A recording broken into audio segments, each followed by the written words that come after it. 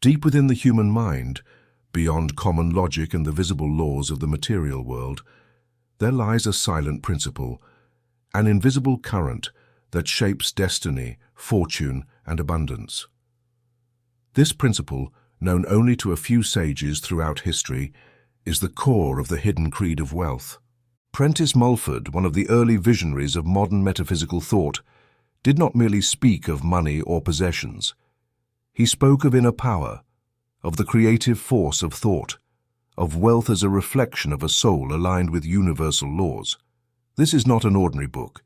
It is a spiritual map, guiding you toward a higher understanding of the true origin of prosperity. Prepare to uncover forgotten wisdom, to hear the echoes of a truth that has remained hidden in the shadows of time until now. Because wealth, the true kind, does not begin in the bank or in coins or even in labor. It begins in the mind, and above all, in the spirit. Welcome to the hidden creed of wealth. The initiation has begun. This is not a book about how to get rich. It is a book about remembering that you already are. Not in the illusory sense of repeating empty phrases, nor in the vain hope that fortune will fall from the sky without sowing. This is a direct treatise, like a thought punch to the center of your chest, on the true nature of wealth, living energy that responds to how you think, speak, feel, and receive. Prosperity does not begin with work or effort. It begins with your inner climate, and that climate can be ordered, transformed, and sustained if you understand how the law that governs all lasting well-being operates. I will speak to you of thought, but not as a philosophical abstraction. I will speak to you of words, but not as decoration. I will speak to you of mood, but not from sentimentality. Here you will discover, if you are willing to practice, that everything you've called luck, contacts, inheritance, or opportunity are merely forms your consciousness has allowed or blocked. You are not at the mercy of the world. The world is responding to the image you hold of yourself. This book is for those who've already tried conventional methods and are worn out. For those who sense that there is a higher law working behind the scenes. For those who suspect that gold begins in thought, and that scarcity is almost always an unconscious loyalty to ideas that no longer serve. Here you will not find empty formulas or simplistic promises. Instead, you will find a deep logic, as ancient as the universe, that says this: what you emit with faith returns in form. What you do with joy multiplies. What you hold in image condenses into matter. And if this principle resonates with you, you found the creed you were looking for. The hidden creed, but not for much longer. The hidden creed of prosperity. Prentice Mulford. We've noticed that over 80% of those who visit our channel are not subscribed. You can support this project by clicking the subscribe button and liking the video. Thank you for inspiring us to continue creating more and better content for you. Are you ready to transform your life? Chapter 1. Wealth as vital fluid. The common man sees wealth as one who contemplates a fixed, static object, something external to himself. He imagines it as a piled treasure, a heap of coins or deeds resting in someone else's hands, waiting to be obtained through inheritance, luck, or physical effort.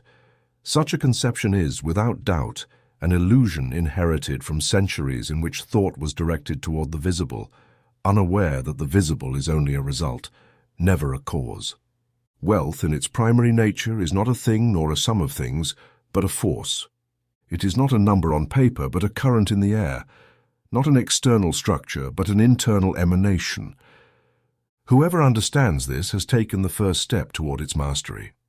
Wealth, in its most precise sense, is a vital fluid, a current of intelligent energy that responds to the quality of the thought that calls it forth. It is not the possession of goods that determines prosperity, but the type of vibration the soul emits. Just as the human body is sustained by a life current that animates it, without which it would be nothing more than clay, so too is man's outer life. His work, his surroundings, his resources are sustained by an invisible flow that springs from his own thought. What he thinks constantly becomes atmosphere, and that atmosphere surrounds him, precedes him, announces him, and connects him to whatever resonates in the same tone. If his thoughts are petty, fearful, greedy, or impatient, that current is diminished, polluted, or interrupted.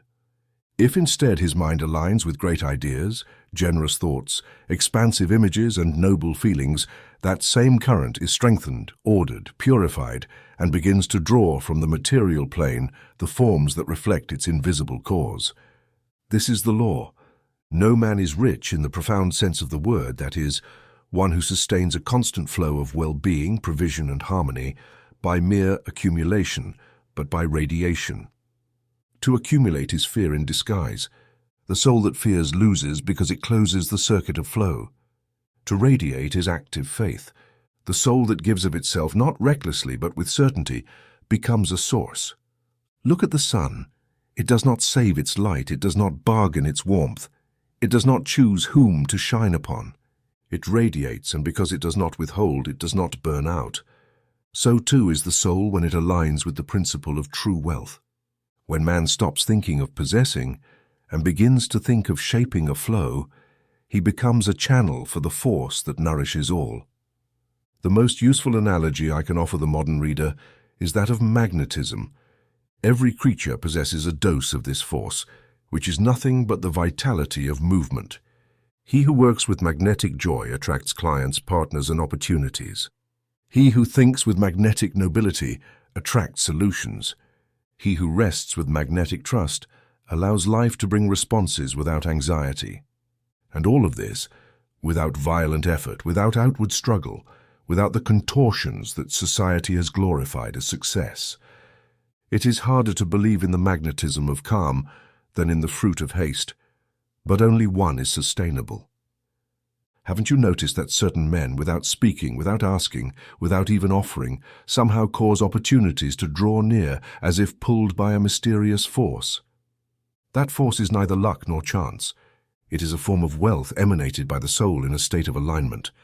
The most frequent mistake of modern man, and here I speak also to the banker, the merchant, the politician, is that he seeks wealth in objects disconnected from thought. He chases contracts, land, investments, unaware that all these are just foam atop the ocean of thought. The real takes place earlier, in the invisible laboratory of the mind. There the forms are designed. There the paths and coincidences are shaped. There it is decided whether money draws near or turns away, whether it stays or vanishes. All external accumulation without internal cause is a castle without foundation. When thought does not sustain it, fortune disintegrates like dust between the fingers. And what kind of thought sustains wealth? The one that does not fear its absence, does not beg for its arrival, does not compete for its form, but emits its essence. When a mind is impregnated with truth, known not through scholarship but through living observation that thought is a force, it becomes the architect of its treasure. Thought not only builds bodies, actions, and habits, it also condenses circumstances. That's why I affirm there is money in the air, and he who learns to breathe it without anxiety begins to attract it. Wealth is first atmosphere, then coin. It is first vibration, then contract. It is first certainty, then testimony. And like every living energy, it grows when shared, dies when doubted. So ask yourself now, dear reader, what am I breathing with my mind? What atmosphere rests over my home, my work, my relationship with money? Is it an air of conflict or gratitude, of urgency or fertile waiting? Am I blocking the current or allowing it to flow through my attitude? Every thought you hold is a valve, open or closed, to the vital flow. Every emotion you cultivate is a frequency that calls or repels. You cannot reap externally what you have not sown internally. This is a law as certain as the growth of a tree from its root, not its crown. In the next chapter, I will show how thought, when charged with gratitude and purpose, becomes a lightning bolt, and that lightning never travels in vain. The universe is not a warehouse, it is a mirror. He who understands this has already begun to enrich himself, even without a cent in his pocket, because the invisible, when it is true, is more real than the visible, and it comes first. Chapter 2. The Law of Radiant Thought. Thought is a force. This statement does not belong to the realm of metaphor, but to that of subtle mechanics. Every true thought, that is, every thought charged with purpose and feeling, is an organized emission of energy that, once released from the human mind, travels as a radiant impulse. It does not vanish. It does not disperse. It does not dissolve into nothingness like smoke. It has direction. It has form. It has speed. It is a message launched into the ether, and like every message obedient to law, it seeks its corresponding match.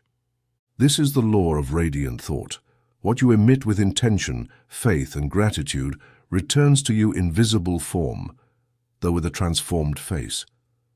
Thought becomes a ray, and this ray, though invisible to the eye, obeys the gravitation of the spirit. When a desire is born but is accompanied by doubt, contradiction, or fear, what is projected is not a clear ray, but a flickering spark, a weak flame that fails to persist on its path. But when that same desire is clothed in gratitude, when it is envisioned as already granted and honored with joyful anticipation, it becomes a luminous, straight, unbreakable impulse. Gratitude is not courtesy. It is magnetism. The grateful mind transforms its request into a decree and emits it as one who has no doubt that the sun will rise tomorrow, and that ray travels. It moves toward the universal field of resonance, that archive of invisible forms where all possible combinations of matter and event exist. There it finds its equivalent image and draws it back, sometimes in the precise form imagined, sometimes in another form, but with the same essential content. No one can know how their ray will return, but they can know that it will return. Thought charged with faith and gratitude does not disappear. It circles, it works, it returns. Let me share an episode that perhaps illuminates this law more than any argument. Years ago, when I was a student of thought, poor in coin and even poorer in confidence, I used to walk by the port, not knowing how I'd make it through the next day. One evening I paused before an old bookshop. I saw a volume about the ancient alchemists, and though I could barely keep my shoes together, I thought, I am heir to this science.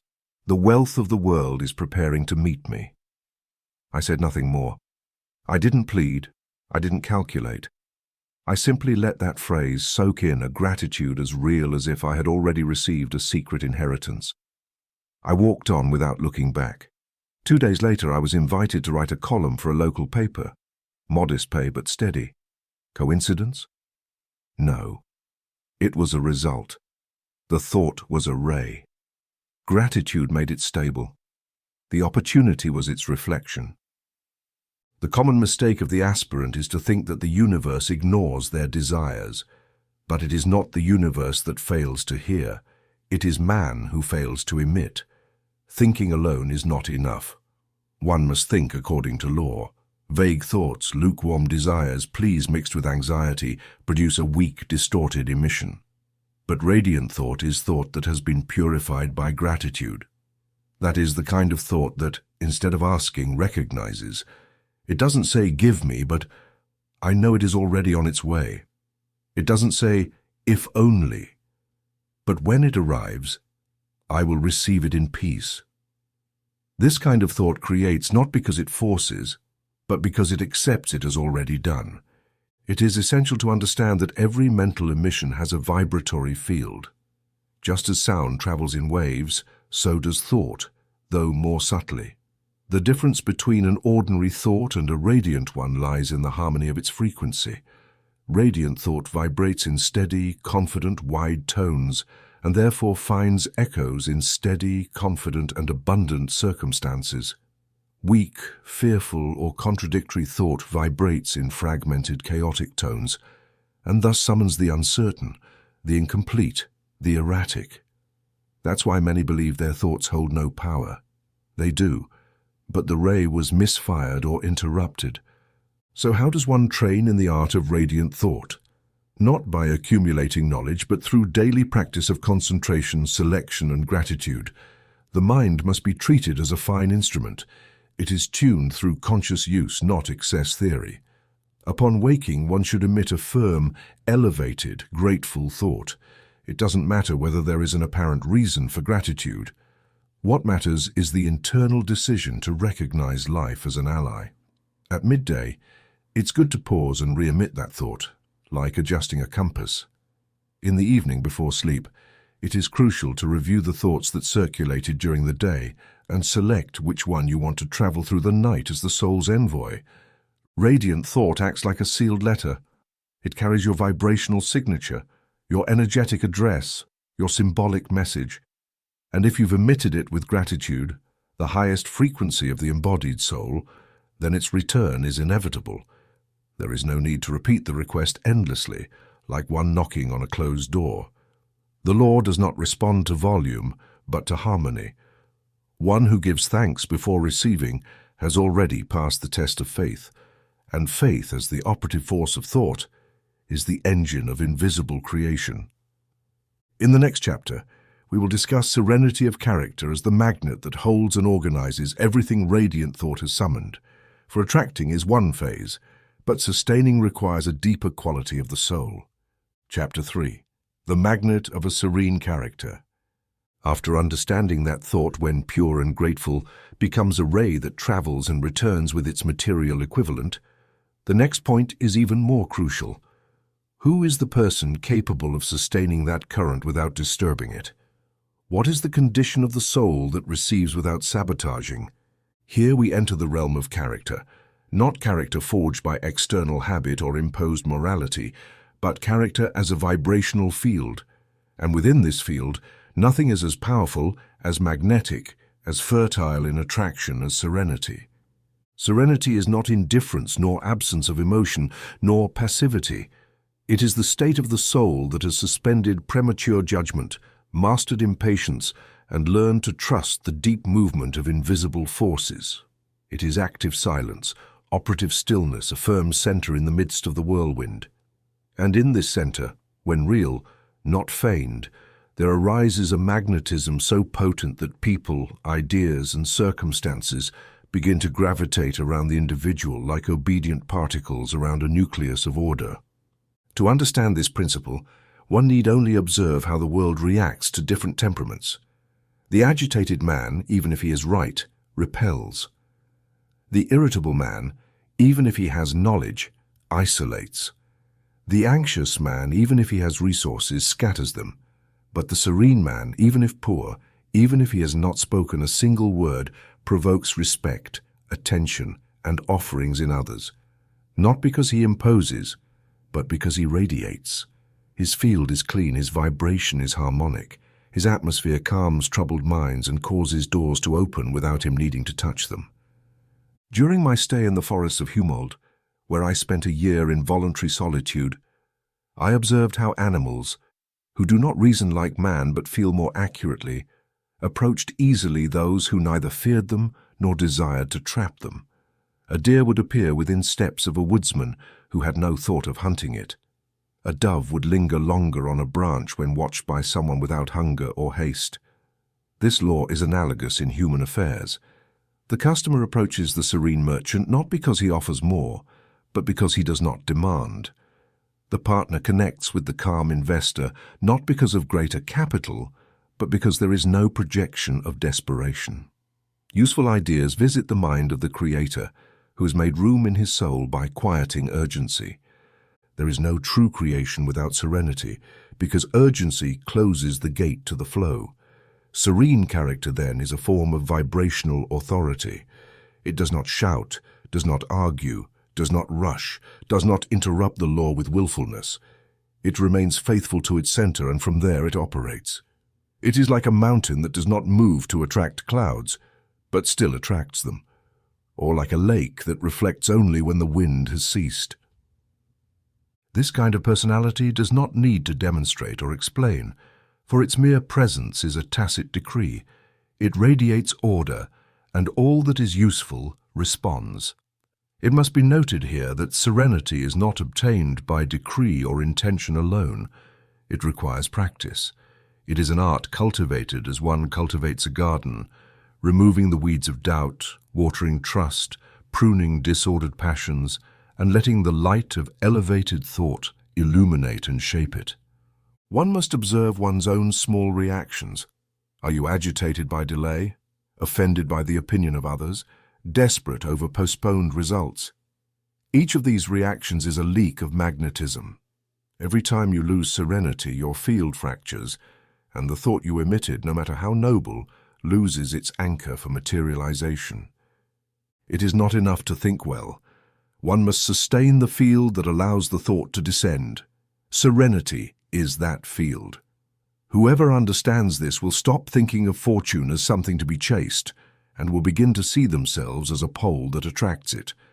The agitated seeker lives in lack, even if surrounded by abundance. The serene emitter lives in wealth, even if under the appearance of scarcity, because serenity is a sign that what was asked for has already been received, even if not yet seen. And the law responds first to the state, then to the form. Have you not noticed how some people change their fortune after going through a period of withdrawal, silence, or acceptance? It was not the retreat that attracted prosperity, but the serenity born in that retreat. It was not the silence that brought the solution, but the end of the inner disturbance. Serenity creates an atmosphere where what is useful can enter without being destroyed by contact with an altered mind. This is why many fail to sustain what they have managed to attract. Their thought was correct, their mission powerful, their intention clear, but when the result arrived, they could not hold it. Why? Because their character was not a suitable vessel for the substance they summoned. The field vibrated at one frequency, but their emotion vibrated at another, and the result, though present, escaped like water through the hands of one who does not know how to receive without clutching. Serenity is not a luxury of sages, but a requirement of receivers. It is the vibrational confirmation that you trust the law. It is the signal you give the universe that you can sustain what you asked for without contaminating it with urgency. And thus it is also the signal that determines whether you will receive more. In the next chapter, we will explore the power of the spoken word, that form of condensed thought which, when clear, firm, and free from doubt, acts as a crystallizer of possibilities. But it will not be effective unless spoken from a serene character. Chapter 4. Words that condense gold. He who has understood that thought is a radiant force, and that serenity acts as its stabilizing magnet, is now ready to consider the next link in this invisible chain that leads to prosperity. The word. Not ornamental speech nor idle talk of trivial conversation, but the spoken word that arises from the center of one's character, the word spoken with intention, certainty, and conviction. Such a word is power in action. It is thought that has been densified, that has taken on sound form, that has vibrated in the air and thus left its imprint on the very substance of the environment. Every true word is a seed, and like a seed it contains a promise. The difference between a common word and a creative word is not in the volume with which it is said, nor in the beauty of its formulation, but in the state of consciousness from which it is spoken. A word emitted from fear is a dart with no direction. A word spoken from doubt is a command that dissolves upon touching the air. But a word pronounced from certainty, even if brief, even if simple, has the power to condense in seconds what once took years of effort. That is how the law operates. I say condensing gold not figuratively but literally, because the gold of the world, whether in the form of opportunities, relationships, ideas, or material resources, responds to the vibration of the one who calls it with authority. The word spoken with faith not only aligns thought but organizes matter, and the simpler the word, the more direct its effect. A clear, brief decree with no detours. Everything comes to me in divine order. My provision is secure. I'm a channel of clean wealth. Has more power than 1,000 prayers uttered from a place of lack, not due to mysticism, but to vibrational law. Years ago, during a time of misfortune, when the articles I sent to the editorial office were returned without explanation and creditors began to stir, I decided to stop pleading with fate. I walked to the pier, sat before the sea, and said, not aloud but with such intensity that my entire body vibrated, "My thought brings to me all that I need." That phrase was not a plea, it was a decree, and it was enough. 3 days later, an editor I had not sought contacted me, asking for regular collaboration. Why did it happen? Because the thought was clean, and the word sealed it.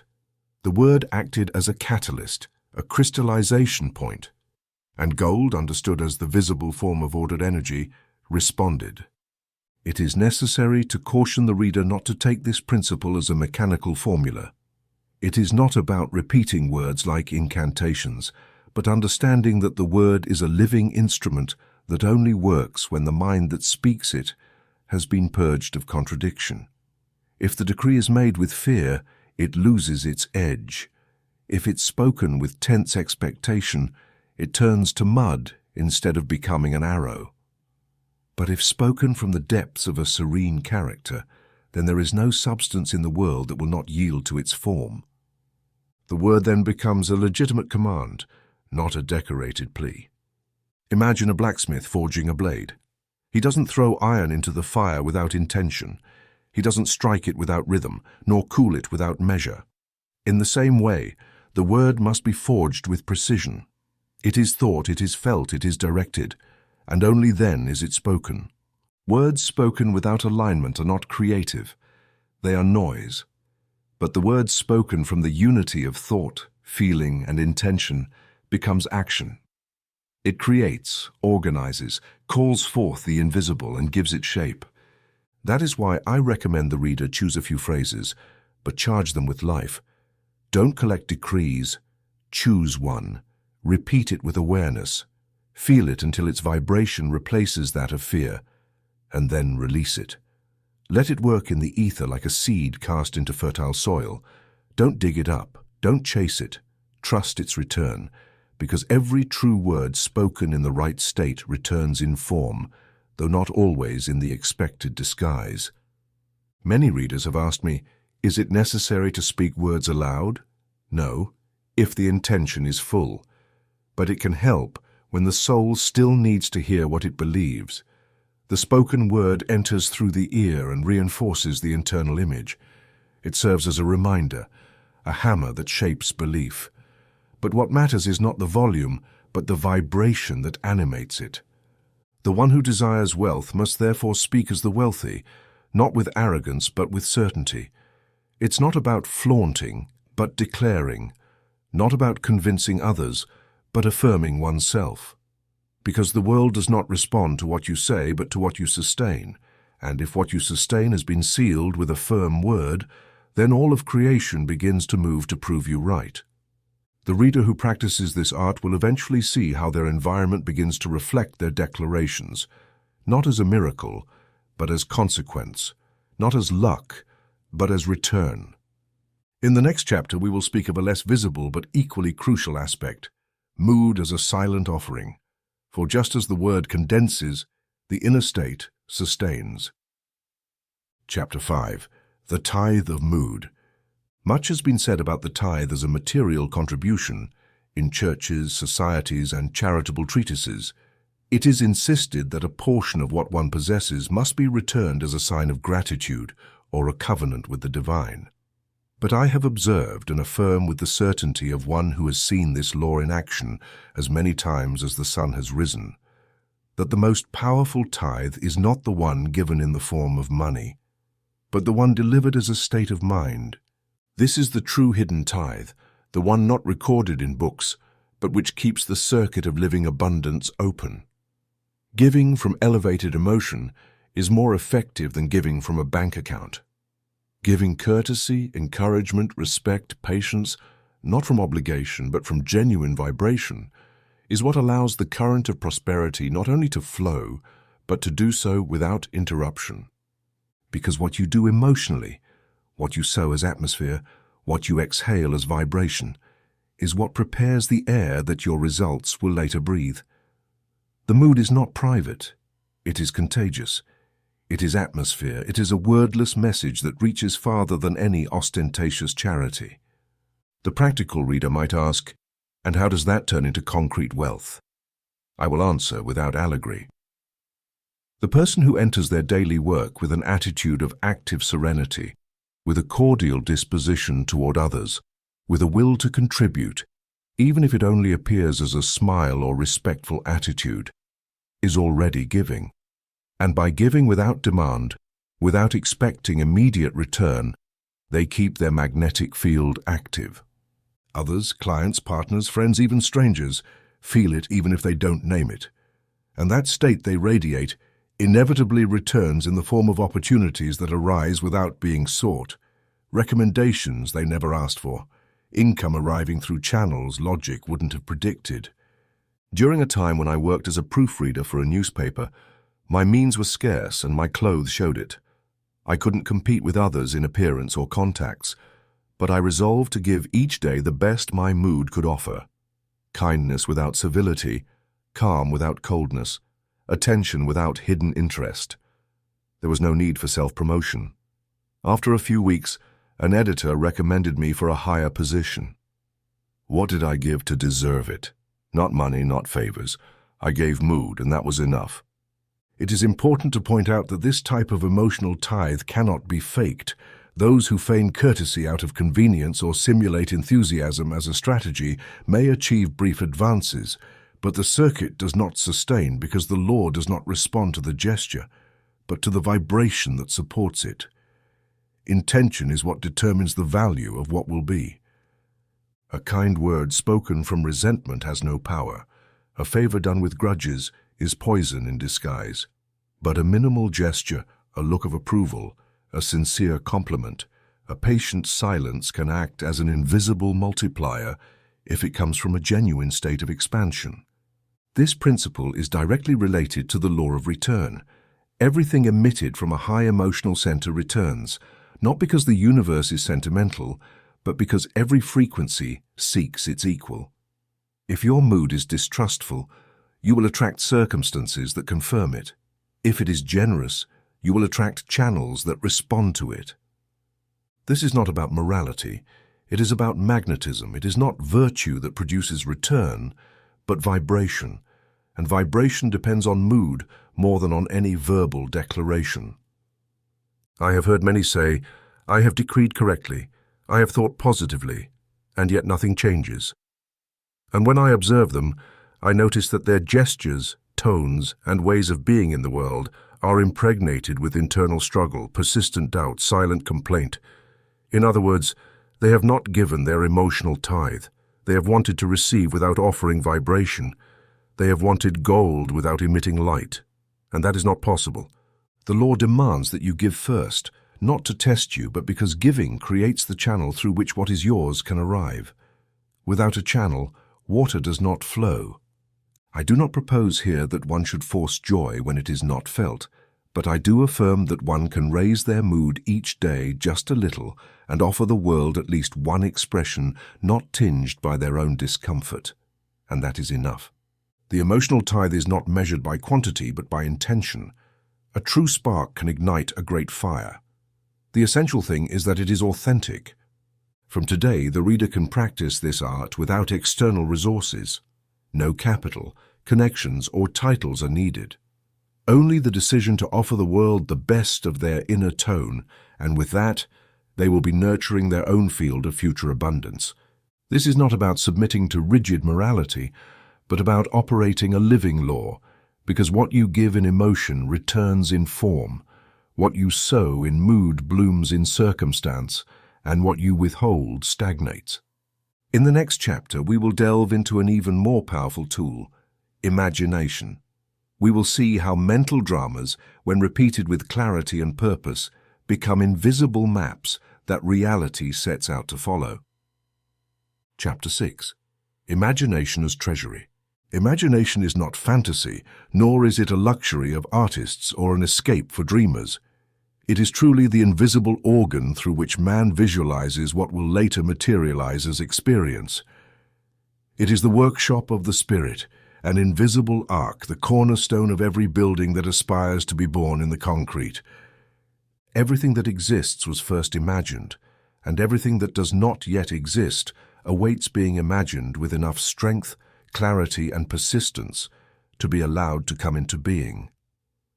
When a person contemplates a scene with closed eyes and yet feels it as real, inhabits it, lives it, they have begun the process of its manifestation.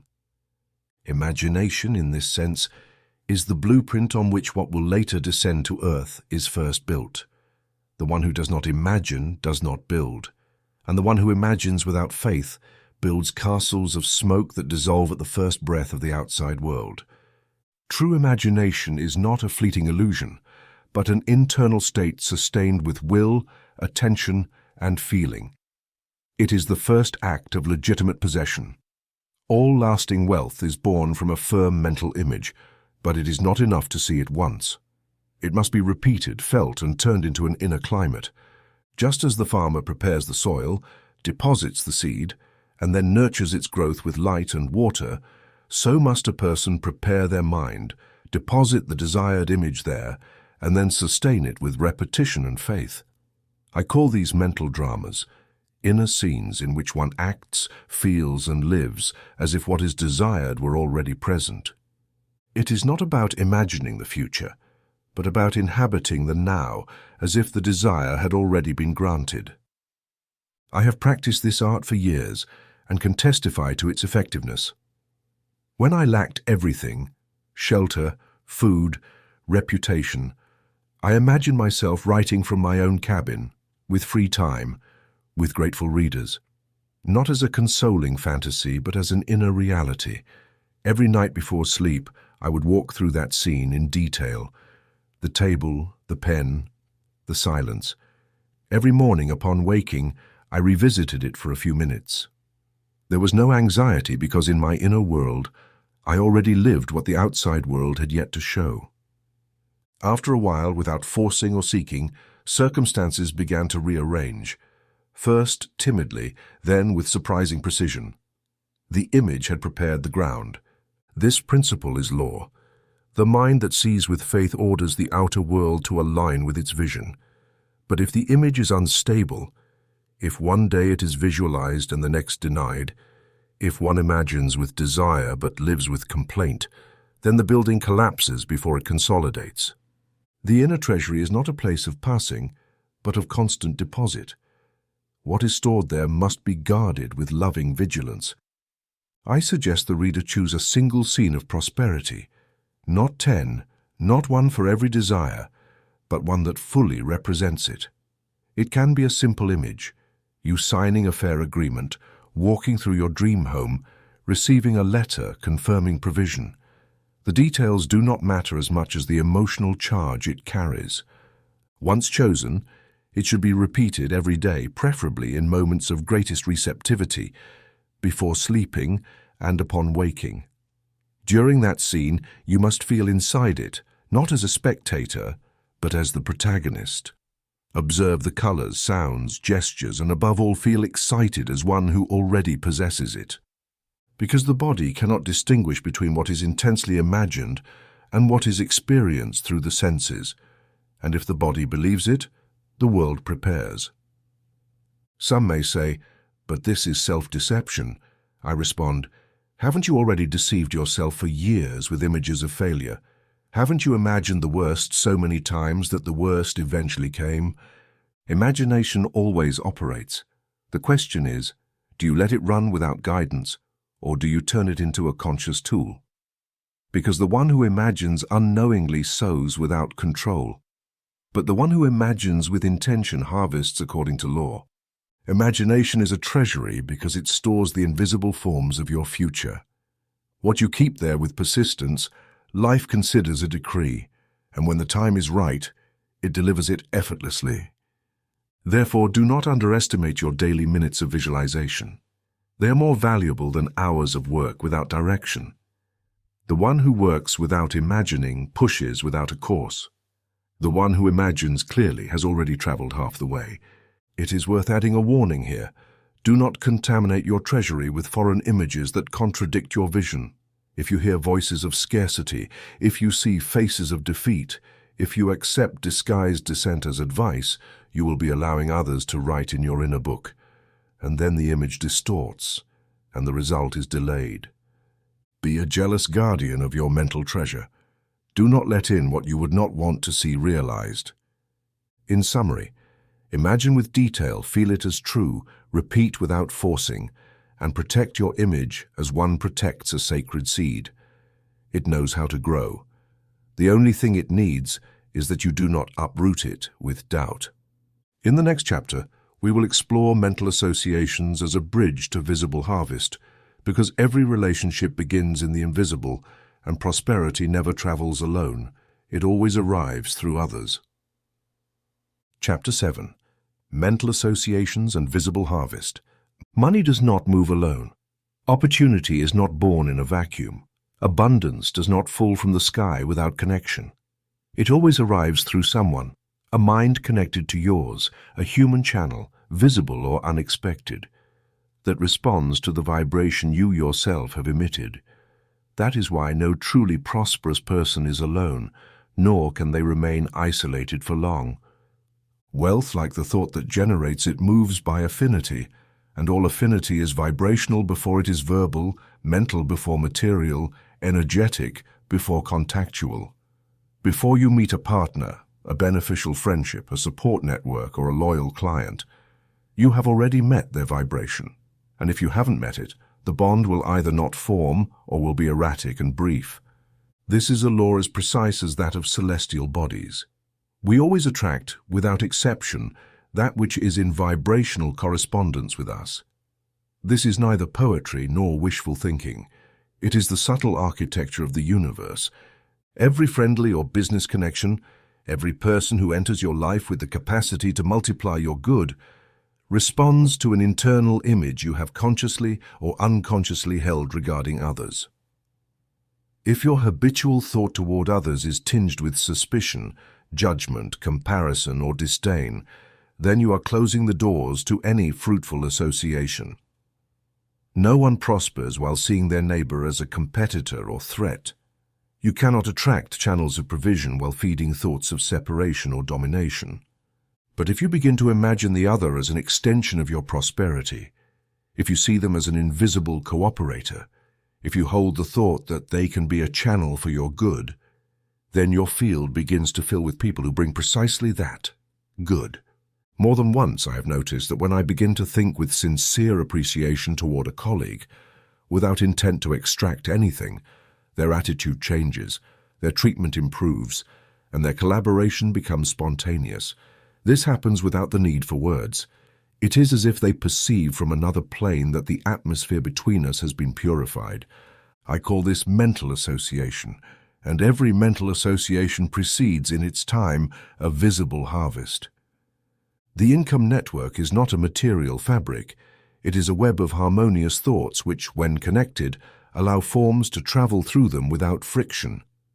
To put this into practice, I recommend the reader take a few minutes every morning, besides visualizing their own prosperity, to also visualize the prosperity of those around them. It does not matter if you know them little, if you have not made deals with them, or even if you have had differences. Visualize your neighbor succeeding, your partners bearing fruit, your competitors celebrating victories. This simple yet powerful act neutralizes the vibration of separation and turns your mind into fertile ground for cooperation. And where there is cooperation, abundance finds faster and more lasting channels. It is easy to think of prosperity when it is about oneself. The difficult, and therefore the most effective, is to sustain that thought also for others. Whoever can do this has transcended the narrow limit of the self and has begun to operate on the collective plane of wealth. Because money is not generated in a corner, it is generated in a network. Every contact, every greeting, every gesture can be part of that network if aligned with this law. And just as a farmer does not sow in only one furrow but diversifies their land, the wise person expands their network of kind thoughts, generous images, elevated mental associations. It is in that expansion where the harvest happens. Now, this does not mean you must indiscriminately link yourself to everyone. There are natural affinities and affinities that are not yet ready. But if you hold the thought of cooperation in general, you will attract like a magnet those whose vibrations are compatible with yours. And they will bring you gifts, ideas, opportunities, alliances, not because you actively sought them, but because your atmosphere became compatible with their gifts. This is how the law works: silent, precise, just. And the opposite is also true. If your mind poisons itself with constant criticism, systematic suspicion, and desire for advantage, You will begin to attract partners who hinder you, clients who delay you, circumstances that wear down. Not because the world is cruel, but because the network you wove was unstable. No structure holds where thought has been erected on distrust. In my own years of wandering, I have met men who, without capital and without a name, attracted prosperous associations in a short time simply because they cultivated a clean attitude toward everyone. Their conversation was generous, their intention clear, their dealings fair, and that atmosphere made others, almost without knowing why, want to be close, share ideas, open doors. Fortune, which seemed unlikely, was woven through those ties, and that is the true network, the one born first in thought. In the next chapter, we will explore the invisible obstacles that prevent this circuit from functioning. Because even when you think well, decree well, and imagine clearly, if you carry inherited beliefs that glorify lack, all progress is stopped from within. Chapter 8. Invisible Obstacles, Inherited Beliefs. Positive thinking, the creative word, magnetic serenity, sustained imagination, and harmonious mental associations can, in theory, be enough to generate prosperity. But there is a subtle enemy, often ignored by the student of these laws, that obstructs the flow of all wealth with insidious tenacity. I am referring to inherited beliefs.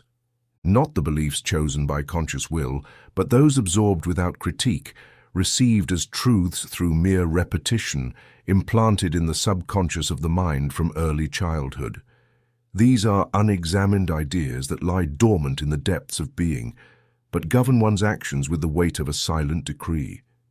Many men, even after years of sincere effort to attract well-being, find themselves repeating failures, missing opportunities, or sabotaging their own progress. They do not understand why everything they build crumbles just when it seemed solid. The reason invariably lies in these invisible roots, formed through phrases heard during childhood, gestures absorbed at home, social mandates disguised as morality. Money corrupts. The rich are selfish. Better to be poor but honest. Contentment with little is virtue. Such formulas, although they may sound noble, are traps. Not because honesty is undesirable, but because these expressions, by opposing virtue and wealth, establish a false internal conflict. The soul, desiring both, ends up renouncing one so as not to betray the other. These beliefs not only block the arrival of good, but also prevent enjoying it when it comes. The man conditioned to glorify scarcity experiences guilt upon receiving abundance. His mind, unknowingly, sabotages itself. He postpones decisions, chooses harmful relationships, confuses austerity with elevation, and justifies his limitation as if it were a merit. No matter how many visualizations he practices, if at the core of his mental structure there is unconscious loyalty to the model of dignified poverty, he will sabotage his prosperity out of loyalty to that image. It is therefore essential to practice what I call internal renunciations. Not external rituals or theatrical formulas, but intimate acts of psychic detachment. This involves identifying each inherited belief that glorifies lack and pronouncing its renunciation clearly. This must be done in a low but firm voice, in a state of introspection, like cutting an invisible tie that holds one bound to the past. For example, if the reader was raised in an environment where abundance was viewed with suspicion, they should say internally, "I renounce the idea that money is dirty. I choose to see money as neutral energy that amplifies who I am." If they learned that poverty is synonymous with humility, they would say, "I renounce the idea that only by being poor am I worthy. My value does not depend on what I possess or lack." These affirmations should not be repeated mechanically, but with the intention of cutting roots. Each phrase must be felt as a liberation, not as consolation. I recommend the reader write a list of all the narrative ideas about wealth they have heard in their family or cultural environment. Then, one by one, they should transform them into their affirmative opposite, accompanied by a visualization of themselves acting from that new idea. It is not enough to deny the old belief. It must be replaced, given new form, dressed with new images, nourished with emotion, and repeated until its vibration replaces the former. Often these beliefs are also linked to traumatic experiences that reinforce the association between money and pain, a family dispute over inheritance, a bankruptcy that brought humiliation, an admired figure who suffered for desiring more. In such cases, it is not about erasing the memory but rewriting its meaning. One must declare, that was an experience external to me. It does not determine my path. I can live abundance in another way. By doing this, a new furrow opens in the mind, one that does not follow the trace of the old narrative but begins to write its own. The reader may experience resistance during this process. The old mind, which has served these beliefs for decades, does not dissolve easily, but if one insists, if every day an inherited thought is unmasked and replaced by one consciously chosen, the inner field frees itself. And then all the energy emitted, the thought, the word, the serenity, the imagination, the associations, find fertile ground to manifest, because there is no longer a root contradicting it, or hidden loyalty that restrains it. Many fear letting go of these beliefs because they think they betray their parents, their class, their history. But the opposite is true. Only those who prosper from consciousness truly elevate their lineage. The best way to honor those who lived in scarcity is not to repeat their destiny, but to demonstrate that it can be overcome with love, without judgment, without arrogance. To be a channel of clean abundance is to pay tribute to those who never had that opportunity. In the next chapter, we will talk about time, not as a calendar, but as an energetic investment. We will see how every minute can be turned into gold when thought is directed, and how whole hours are wasted when the mind is carried away by anxiety. Chapter 9. Time as an investment of energy. Time, as most conceive it, is a sequence of hours organized by clocks and calendars. Under this external notion, agendas are built, tasks are planned, and daily life is managed with tools that, while useful, do not express the true substance of time. Because real time, the time that produces, transforms, and fertilizes, is not a measure of duration, but a form of consciousness. It is not about how much time you have, but about with what charity you are filling it. Well-considered minutes, inhabited by presence and direction, yield more than whole days spent in haste, worry, or scattered thought. The most widespread error among those who wish to prosper is to imagine that their progress depends on how many physical actions they accumulate per day. They convince themselves that by doing more, they will achieve more, but they do not realize that without organized energy, every action becomes unproductive fatigue. On the other hand, the one who pauses for a few minutes to align their thoughts, to choose the idea they want to sow, to direct their attention with clear intention, has done more in silence than others in noise, because they have invested energy in the most profitable form, thought. And everything that thought orders with faith, matter replicates with precision. This should not be understood as an invitation to idleness, but as a call to awareness. Time is not gold, it is mind. And the mind can, in a second of clarity, open doors that hours of meaningless activity could never force.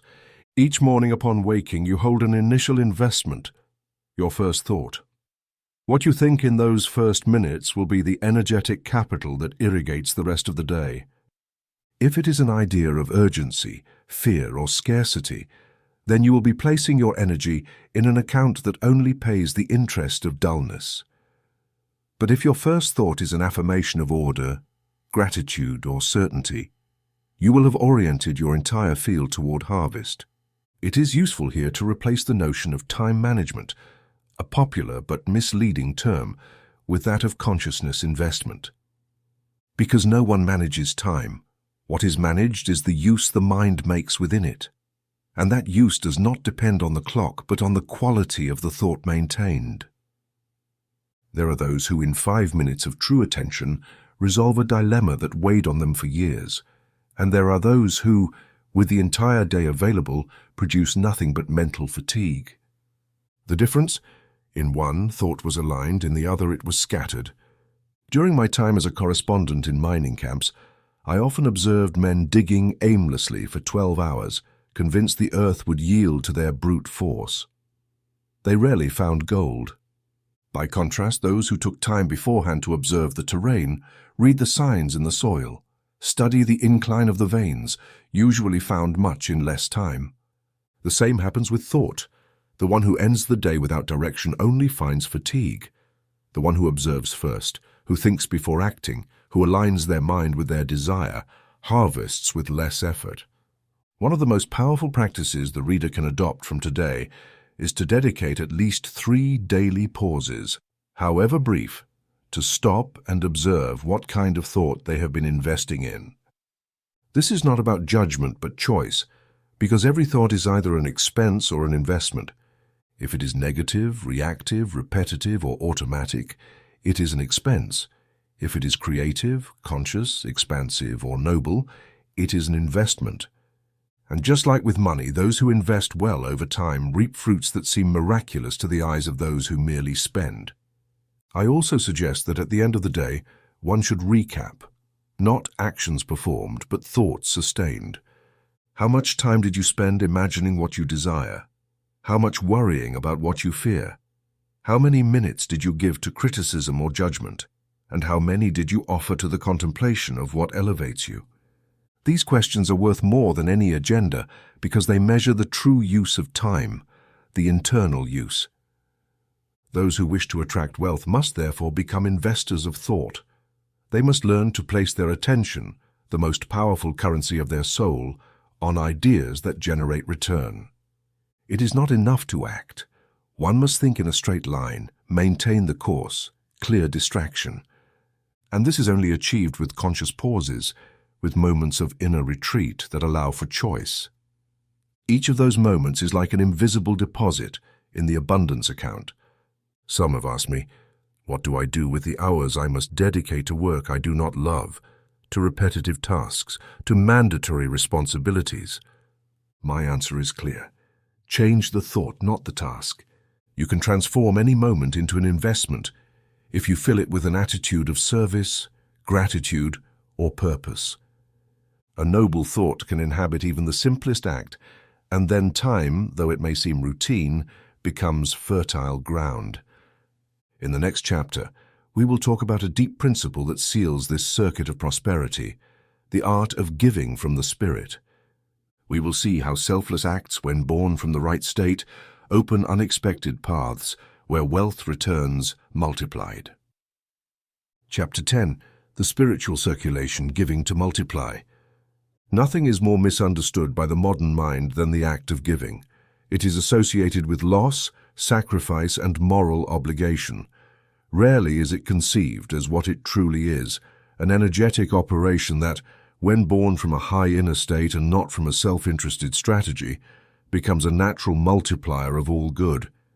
Giving is not detaching, it is sowing, and like every seed, what is given in thought, gesture, word, or action returns transformed. I call this the spiritual circulation, a living, invisible current that arises from the generous soul and returns to it amplified, enriched, transmuted into forms that calculation could never anticipate. This principle should not be confused with the simple idea of charity. Spiritual giving is not alms. It does not arise from duty, the desire for redemption, or judgment of another. It arises from an inner state of sufficiency. The one who gives from emptiness empties themselves more, but the one who gives from the awareness of having, of lacking nothing, of an inexhaustible source, turns their act into a fruitful ray. Therefore, what matters is not how much is given, but from where. A minimal gesture born from a state of expansion can open doors that an entire legacy given with anxiety or guilt could not even half open. Allow me to share what I once witnessed in a small coastal village during my years of wandering life. There I met a man without possessions, without steady work, without notable reputation. To the eyes of the world, he was an ordinary being, but he had the unchanging habit every Friday of preparing with his own hands a basket of bread and bringing it to the door of an elderly neighbor who could barely move. He never accepted thanks, never allowed the act to become anecdote, only said, "The bread comes back," in ways bread does not know. After a while, without him requesting it, he was offered the management of a small estate. The property belonged to a solitary traveller who, having observed his constancy, trusted him without further question.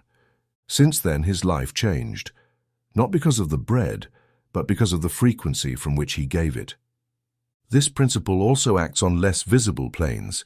A woman with whom I shared lodging for a time had the habit of encouraging by letter people she did not even know personally. She cut out articles, sent phrases, wrote words of encouragement in her own handwriting, just to sow courage where she sensed pain. She never asked for a reply, but after years, without planning it, she was invited to collaborate on a publication that multiplied her reach and income. What had she done to deserve it? She had circulated spirit, given without expecting, and the law returned without fail.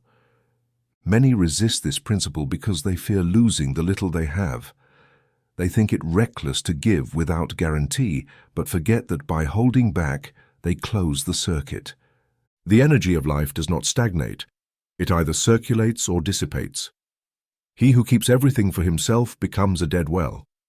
He who gives consciously becomes a spring. It is not about giving blindly, but about allowing what flows through you not to stop in you. Because you are not the owner of the good, you are its channel, and every closed channel dries up. Here it is also necessary to dismantle a very ingrained idea, the belief that only the material has value. There are those who refuse to give because they say they have nothing, but they forget that a supportive thought, a sincere word, an attentive presence can be worth more than a sum of money. Spiritual circulation does not distinguish forms. What it measures is vibrational intention. I have seen men without coins generate opportunities solely through the charity of their spirit, and fortunes disappear in the hands of those who never learn to release the flow. I suggest the reader experiment, not out of obedience, but as one who tests a law with rigor for 7 days, offering each day a word, a help, a compliment, a book, a prayer, but do it without expecting immediate return. Do it as if sowing on unknown soil. Then observe without seeking. You will see how quietly messages, contacts, unexpected favors begin to arrive, not as a reward, but as a consequence. Because the law of return is not mystical, it is the soul's mechanics. What you emit returns, what you give multiplies. What you give reveals you, and if you ever believe you have given but not received, examine your internal state when giving. Was it from certainty or scarcity, from desire to control or from freedom? Because it is not enough to deliver the form, you must also deliver the correct vibration. Otherwise it is not giving, it is bargaining. And the universe does not respond to transaction but to spirit. In the next chapter, we will explore the profound relationship between prosperity and health. We will see how loves, understood as mental climates, nurture each other, because the body, as a mirror of the soul, also responds to prosperous thought. Chapter 11. Prosperity and Health, One Single Climate. There is a widespread illusion born from fragmented thinking that has governed recent generations, according to which mind and body are separate compartments, as if thought could rise while the flesh drags, or the body could flourish while the soul withers. Such an error has produced generations of exhausted men seeking success, and just as many ascetics ill in search of elevation. But the law is different. Prosperity and health are not two separate fruits. They are expressions of the same climate. Where there is prosperous thought, there is a vital body. Where there is a vital body, there is strengthened thought. Neither sustains itself without the other. Vitality is the twin sister of abundance, and whoever wishes to call one must prepare a dwelling for the other.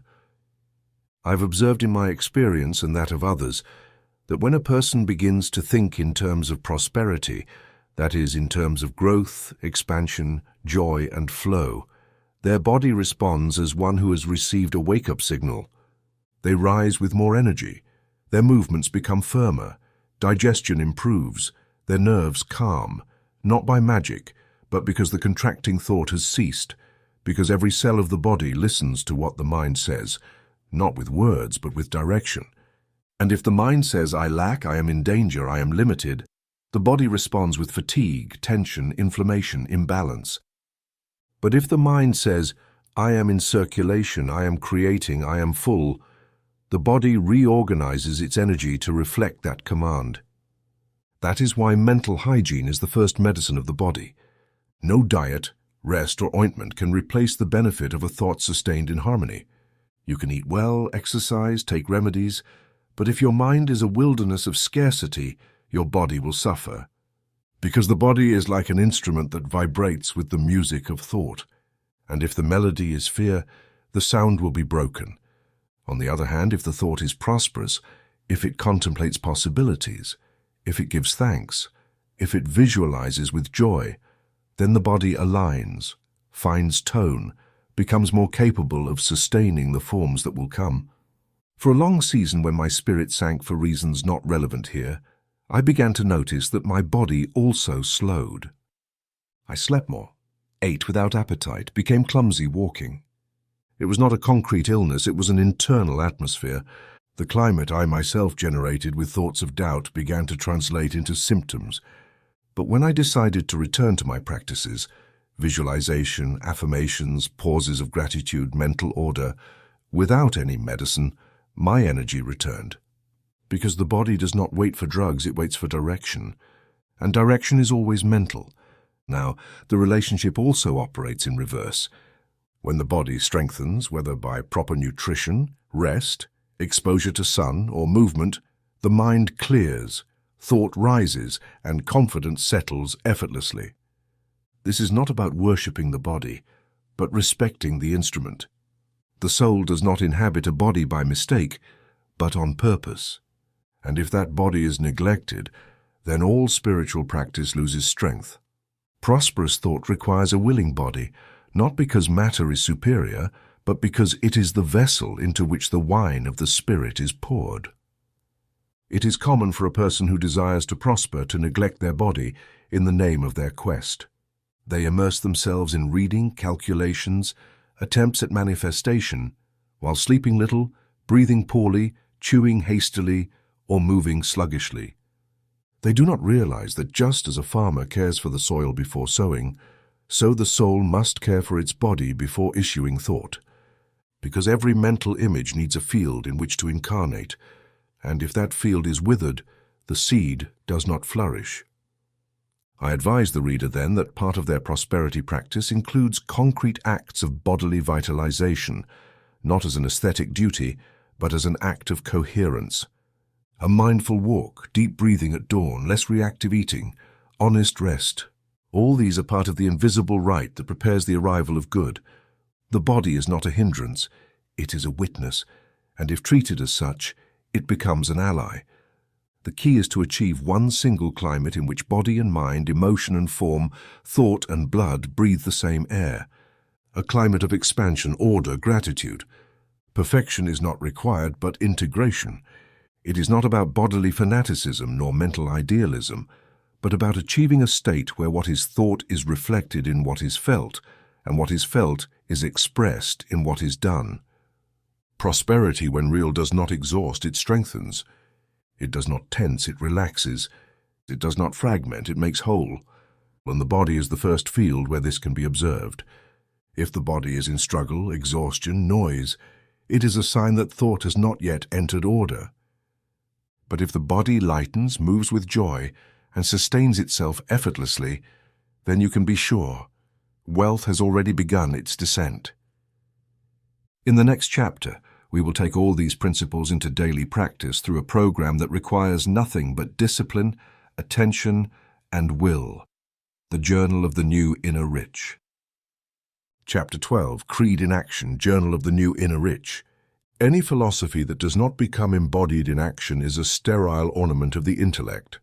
Any principle, no matter how true, if it is not carried out in daily rhythm, remains like a distant echo, a promise unfulfilled. For this reason, this hidden creed of prosperity, which is not doctrine but natural law, must complete its cycle in daily practice. The one who has understood that thought directs, that the word seals, that serenity attracts, that imagination shapes, that associations weave the web of good, that inherited beliefs can be broken, that time is invested, that giving multiplies and that health and prosperity are one single climate, must now seal their knowledge with constant action. Not frantic action, but conscious rhythm. I therefore propose, as a living conclusion to this book, a 30-day program that operates as gymnastics for the soul, a daily way of thinking, feeling, and preparing the ground so that invisible gold condenses into concrete form. This program, which I have called the Journal of the New Inner Rich, requires nothing but decision. It asks for no sacrifices or complicated schedules. It is not about changing your entire external life overnight, but about transforming the internal thread with which you are weaving your reality. And for that, 3 daily acts are enough: a morning affirmation, a midday gratitude pause, and a nightly recap that plants the dream with purpose. 1 morning affirmation: ignite the day. As soon as you open your eyes, before the world invades your thought, sit on your bed or remain lying down, but with alert awareness. Breathe deeply. Do not think about what you must do or what is missing. Simply say quietly or mentally but firmly an affirmation that summarizes your intention of prosperity. You can use this one: today I circulate life, magnetism, and order. All I need is already coming to me with ease and clarity. I am a channel of good and I have no fear. This phrase is not a charm, it is a decree. Do not say it by repetition, but with conviction. Change the words if you wish, but keep the direction. Let it be affirmation, not plea. Certainty, not hope. After saying it, remain in silence for a few minutes, allowing its vibration to permeate your atmosphere. This is enough to set your day on the right axis. 2. Midday gratitude pause. Sustain the climate. At midday, no matter where you are, whether working, eating, or walking, pause, even if just for a minute. Close your eyes if you can, or at least turn your attention inward. Say mentally, "Thank you for what already is, thank you for what is coming, thank you for what I cannot yet see but already exists." Do not look for specific reasons. Gratitude needs no reason because it is a vibration in itself. This gratitude pause resets the field, clears the build-up of disordered thoughts, and allows the morning image to stay alive. Do it every day as one waters a plant that has not yet sprouted, but is already alive. 3. Nightly recap. Plant the dream. Before sleeping, no matter how your day went, recap, not with judgment, but with observation. Ask yourself, did I think from certainty? Did I allow myself to imagine? Did I say something today?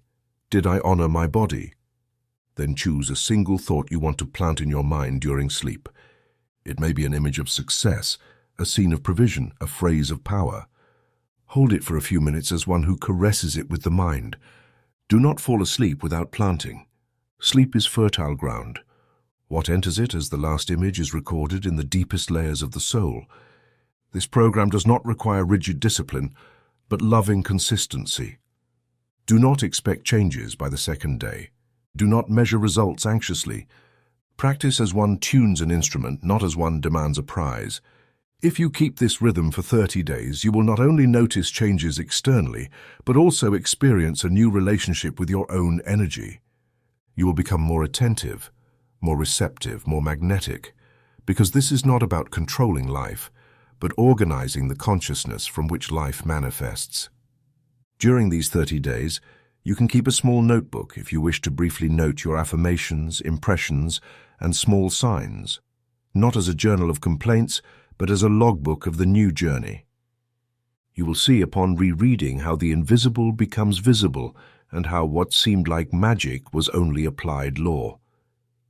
With this chapter, I close this work, not as one who concludes a teaching, but as one who hands over a key. The rest depends on you. The door is in your mind, the gold is in the air, the current is already active.